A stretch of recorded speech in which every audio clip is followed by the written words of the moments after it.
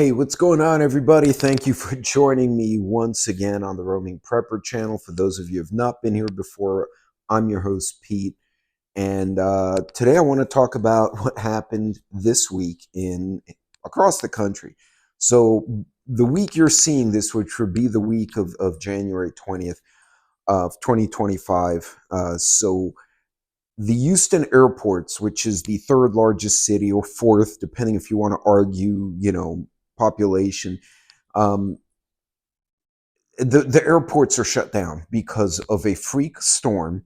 And I'll explain the storm. They got a cold front that came through, which has pretty much hit the whole country, right? There's some areas right now -9, -10.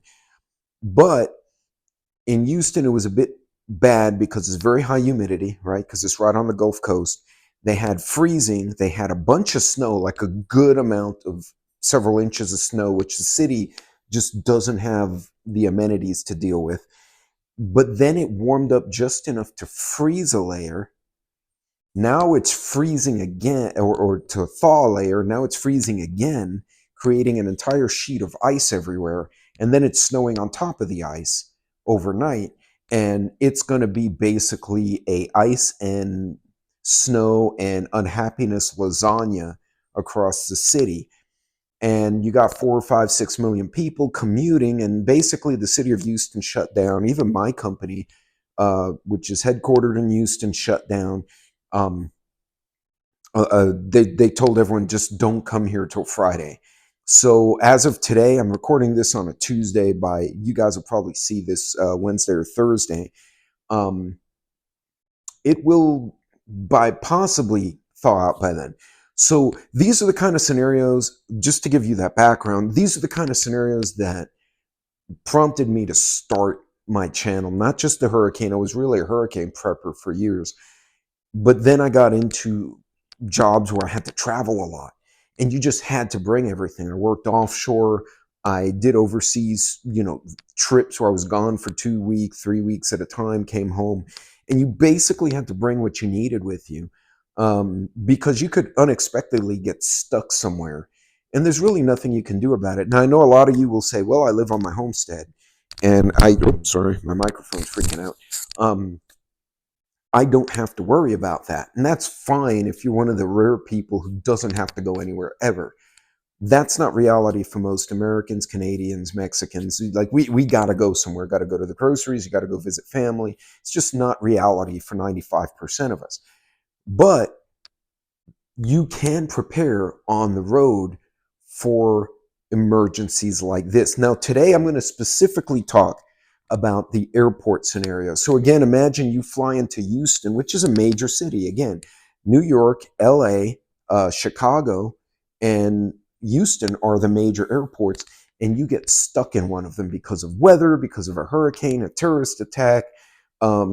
The monster from Cloverfield, whatever the hell that thing was called, shows up and starts tearing shit up somewhere, and now you're stuck. Even more importantly, what if you're in Houston, but your plane's coming from Denver, and they got stuck up there? Denver gets snowed in all the time. Well, now what, right? Do you have a connecting flight? So I'm not going to go into everything because that would take me 2 hours. What I'm going to do is give you some basic tips on traveling. Now, my day-to-day EDC, the minimum, other than my wallet, my car keys, and some cash and my cell phone that I take every day, is a flashlight and a knife, or a multi-tool. Some guys like a multi-tool. I actually have the multi-tool in my duffel bag or my backpack. I'm sorry, but you should have a minimum both of those. But you can't bring a knife through TSA, right? Because they frown on that. So you kind of have to get a little bit creative. So I'm going to give you a list of things I have brought through TSA multiple times, not just once, multiple times, and have yet to get busted for. Okay. So just to keep me organized, I actually wrote them all down in my chicken scratch. So I'm going to start with the TSA friendly stuff. You can bring a flashlight. You can bring a mag light. Like you want to lug this damn thing around. This one might actually get you in trouble. And I took this out because I was swapping batteries.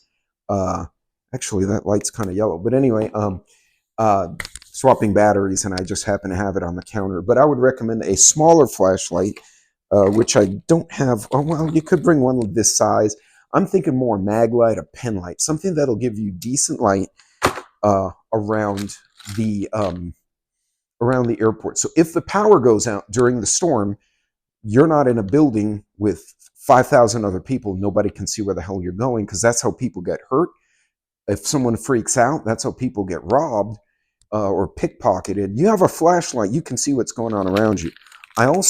You can bring a couple of these in your carry-on bag. I've done it before. Nobody has said anything, at least not yet. You can't bring a knife, but you can bring a Sharpie or an other pen. It's useful for writing, obviously. You can also thump someone on the head if you need to. I didn't say that, TSA.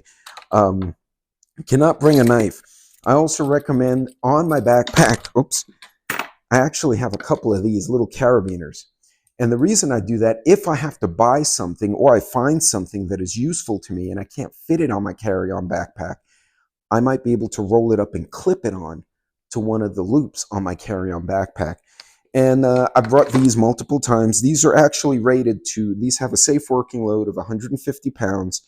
And you can find them on Amazon. You can find them at Lowe's. You can find them pretty much anywhere. Make sure it shows at least a safe working load of 40, 50 pounds. I doubt I'm going to use this for 150 pounds of anything, but you don't want to get one of those like really cheap toy ones and then you actually have a need for it and it breaks. This is also great if you have to tie something and you have to pull it. You can use a carabiners like a little handle. But anyway, I digress. You can get through TSA with that. Not a problem, at least my experience. Other things. All right, continuing down the list. So the flashlight, carabiners, glow sticks, or sialooms, whatever you want to call them.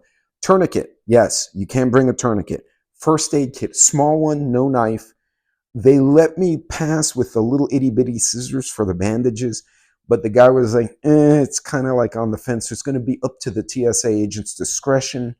If you don't want the hassle, just leave it out. You can get one of those multi-purpose utility cards. It's a multi-tool, but it's not a blade per se. It's like a square thing that fits in your wallet, and it has a wrench and a screwdriver and a saw and a measuring thing. You can bring one of those. I've gotten that through TSA, no complaints, in my carry-on, in my backpack. First aid kit, a water bottle comes in handy. Now, obviously, you cannot bring the liquid through TSA, but you can bring the empty bottle. This one's full. This one's actually a Pogo bottle. I got 2 for $11.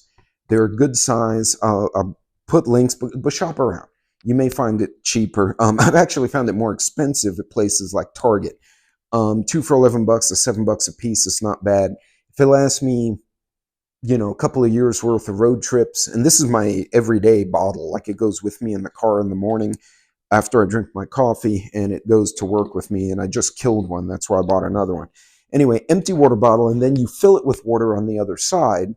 You're going to have to buy some airport water, or if the water fountains are not horrendous, you can fill it there. But that way you have not only water for you, which is good for you to drink, but you have a water carrying bottle that is a bit rugged that you can take with you if you have to leave the airport for some reason and maybe go to a hotel for the night, or you have to go somewhere else. I mean, I'm talking about emergencies here, right? So moving on, basic meds. Yes, you can bring small bottles of Advil, Tylenol, Motrin, pretty much any over-the-counter drug. They're not going to question it.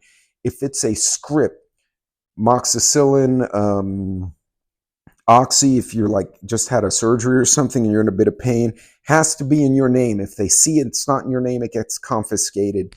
If you complain about it, they call the cops. So save yourself the hassle. Keep your meds legit. Also, antacid. If you ever eat airport food, it's very hit and miss. Some restaurants are great, some instant antacid. So in any case, and a small can opener. I've been able to get the old P38, the little twisty Cub Scout or the military can opener, in my carry-on through TSA. They really don't consider that a knife. The pen's more dangerous than that damn thing. But yes, you can bring it, which comes in handy if you have to leave and the only store you find open is the corner store and they have canned food and you can't pop the top. You can go wiki, wiki, wiki and open the damn can. So that's not necessarily the exact sound, but you get what I'm saying. A few other things that you should have in your carry-on if you're worried about getting stuck in an airport. So I'm going to read these quick. Socks, a jacket. Now, if you don't have room for a full-size jacket, get a jacket that you can roll up and put in the pocket of the jacket. Like there's some anoraks, or basically it's like a windbreaker or hoodie looking thing that you can fold it up and it inverts into its own pocket. Now you have a pouch. And those things come with a little hook on them. And that's a great use for this. You hook your jacket onto your bag and you hook it onto your jacket and off you go. And it just kind of hangs there as an accessory. So also a hat, if not a cap, a wool hat, something for either rain or cold, depending on what the weather is outside. Now I put Ear Pro and Eye Pro. Now my Beats headsets, which I bought on sale like 2 years ago because I like saving money, will noise cancel. There's also a setting where I can hear ambient noise, but you can just bring basic earplugs so to keep the sound of the airport out, but you can also use it in the event you have to evacuate the airport and it's a very loud, like dangerously loud location, so you don't lose your hearing. Even if it's only temporary loss of hearing, if you're evacuating the airport building and you're in the street, you want to be able to hear what the hell else is going on. And if you just made yourself, rock concert deaf for 30 minutes, that may not be in your favor. So also iPro, my sunglasses are safety glasses. Always use ANSI, OSHA, ANSI, I believe it's ANSI 57. I may be saying it wrong. ANSI, it's basically the Safety Institute standard for safety glasses. You can get some pretty cool looking sunglasses that are also safety glasses. I actually keep a clear pair in my carry-on. I've been asked once or twice, what do you have that for? I'm like, well, I'm an engineer, I work in, energy sector. And if I have to go directly to a work site, I have some eye protection. They're like, oh, that's fine. Honestly, it's usually more curiosity. It's not that there's a major question of it. But have some ear protection, eye protection, and the little gummy earplugs you use like for jackhammer or for loud work. You can get 5 or 6 of those, put them in a Ziploc, stick them in your bag. So something else to think of. An N95 mask is not a bad idea. Now I know a lot of people are averse to masks because of COVID. The masks they were telling us to use were not suitable for the Rona. An N95, yes, obviously like a mirror safety mask or something really high end, yes, that will stop a biological. A run-of-the-mill work mask like a sheetrock mask will not. However, a sheetrock mask, and you can ask the contractors in the audience or in the chat, a sheetrock mask will actually stop larger particles like sheetrock. It'll reduce smoke. It's not great. It's not a fire retardant or fire protective mask, but it will reduce the amount of particles you inhale. It's not bad. It's better than nothing. Obviously, if some kind of major contamination, you want to get the hell away from there. But what you don't want to do is fill your lungs with burning paper or thick smoke, and you start to choke. You want to at least keep any sheetrock or other debris out of your face, out of your sinuses and your respiratory system. Again, a lot of people are upset with masks because of the Rona. Like I said, an N95 or a sheetrock mask or a contractor's white mask, to protect you from like fumes and stuff like that is not suitable for a microscopic biological like the Rona. It's meant for things like sheetrock and burning, materials or dust that's in the air that can contaminate your lungs. Also have some cash. Now I had someone say, I said this before, and they're like, well, how much cash should I have? And I said, well, what's your situation? They're like, well, that's not a good answer. No, there is no good answer for everybody because everyone's different. Me personally, I'll tell you what my logic is. I travel. The company pays for hotels. If the grid goes down, there's some kind of other emergency, and I have to get home with a car as opposed to a plane, I can pay for 2 nights at 2 janky hotels for about $30 a night, maybe less. I'm not going to be thrilled with the hotel, but it'll be a place to sleep, if nothing else, to fill my water and camp out for a night where I'm not on the street. So you figure $60 for 2 janky hotels. If you eat fast food or corner store snacks, you could probably get away with $10, $15 a day of just little bits of granolas and whatnot that you pick up at the corner stores. So you figure 60 to say $100 for a night's hotel and some food, and then maybe a couple of tanks of gas. Do your math. You got to kind of look at how you're traveling and see how you want to do it. Again, if I fly from Dallas to Houston and I get stuck in Houston, but I have a company car, I usually keep it over 3/4 tank full. And I know with one of the rental Toyotas, I can almost make it across Texas with that little potato. So, I know, okay, that thing fills up with $20. So I got $40. That's 2 tanks of gas. That'll get me across Texas. It'll be a long drive, but I can do it. So again, use some math, use some logic, and kind of figure out what works for you. It also depends how much money you can save. I would recommend every payday, if you can, put $5 in a coffee jar, like my dad did. You have a major trip or an emergency, you have the can there. But anyway, cash, bring that too. Last one, before your trip. One, get a local map of where you're going. You can print it out or you can buy one. If you get to your destination, ask the hotel if they have a local map. Many of them do. If you're staying with friends and family, obviously they may or may not have a map. You can go to the local visitor center and get one the day you arrive. Doesn't hurt. Now you have a map and you take it back home with you. If nothing happens, you have a map that you can, explore the area with next time you go. So a map, or at least know the lay of the land. Two, check the weather before you go.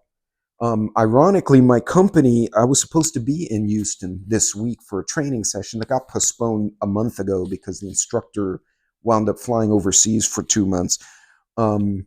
They actually emailed me. The company travel and logistics people emailed me and said, we had you on the roster for a training class. We believe it was canceled, but if you're traveling into town, the offices will be shut this week until the weather passes. So we recommend you not come if you're planning to. Now, I had already rescheduled all that, 3 weeks ago, but that was cool. But check your weather, and then check your airline or your train or however you're traveling. Check to see if you're driving, check the road conditions. If you're flying, call the airline. Don't just show up and see if it's canceled or not. Check the airline and ask them, are you planning cancellations? Are there any delays? Are there cancellations already? You want to know this the night before you wake up and try to get on the plane. There are times that the night before we had coworkers who said, wow, you know what? My plane was in Vancouver, Canada, and they're snowed in. And that plane was supposed to take me to Chicago on the return trip. And now I have no plane. And at least they have the night to either make other arrangements or extend the hotel or call coworkers and friends to find a place to stay. Time is your friend and options are your friend. If you take anything away from this video, time and options are your friends. Make sure you give yourself as much of both as you can. And the last thing is check social media. Check X, check YouTube, check TikTok, whatever the hell platform you like. I like checking all of them. If I know I'm making a week-long trip somewhere, I'm going to do #Houston on all the different platforms and see what's going on. I might even chat with local folks. Hey, what's going on this week at the city? I'm visiting from out of town. Oh, we have a parade. Oh, no, Antifa's going to have a riot. Well, shit, I'm not going to go to the Antifa riot. That doesn't sound fun at all. I'm going to stay my ass at home. Little things like that. Again, give yourself time, give yourself options. People get in a bind when they get caught completely unaware. They don't have time. And because they don't have time, they don't know what to do and they run out of options. Give yourself both. And they tend to go hand in hand, right? So the more you plan in advance, the better off you're going to be. Folks, that was it. This went a little long, but I wanted to convey all these little tidbits. You guys be good, be safe. What happened in Houston this week is exactly why I say do some homework, always keep some goodies with you. And remember, you can check in your checked luggage a whole different slew of stuff. This is just carry-on tips for carry-on luggage. You have a lot more options for what you check. You can even check a firearm depending on the state you're flying into. But that's another video. In any case, folks, that's it for this one. God bless, Godspeed. Thank you once again for joining me. I hope you all stay safe, stay warm, bring your pets in, and I will see you guys, I guess, on the next video. You guys take care.